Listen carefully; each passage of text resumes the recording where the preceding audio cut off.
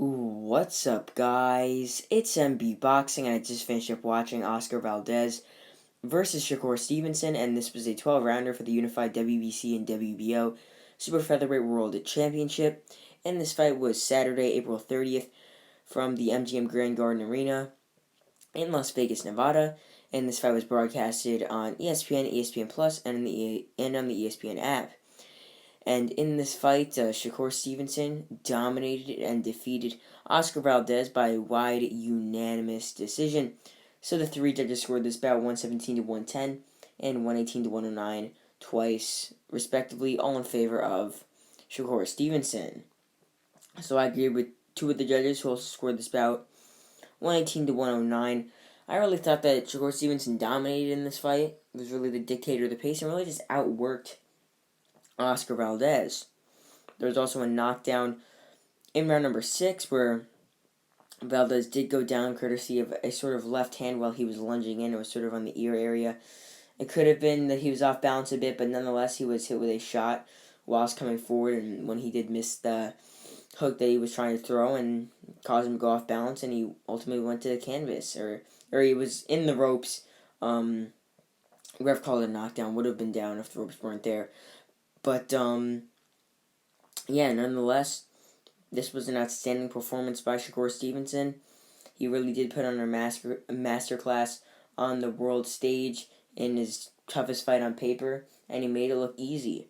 So, yeah, really just to break it down, Shakur Stevenson, Oscar Valdez actually, Valdez would try and come forward in spurts and really try and land his own offense. Occasionally he would have some success, like earlier on, like maybe one round early, or maybe one round in the mid to late rounds, but that was really it for Valdez.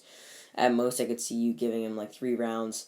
And just as I predicted, Valdez, I didn't see going into this fight winning over 3 rounds, and after the fight, I can't really see him winning over 3 rounds. But as for Shakur Stevenson, he looked excellent. We got to see him come forward a bit.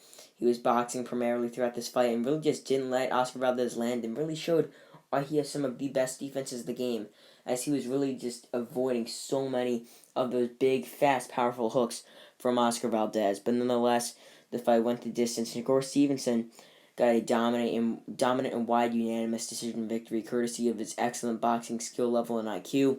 So with that being said, what is next for Shakur Stevenson, now the unified WBC and WBO champion? He is in the super featherweight division.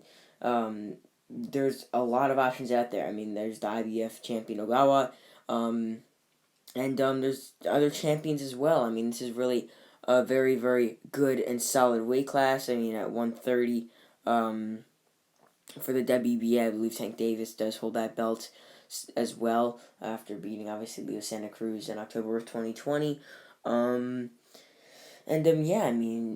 It's still a very competitive weight class. As mentioned before, there's Ogawa, there's obviously Tank Davis with the WBA belt. So, I wouldn't mind seeing Shakur become a 3-belt champion if he does beat either of those men, most likely Ogawa. But,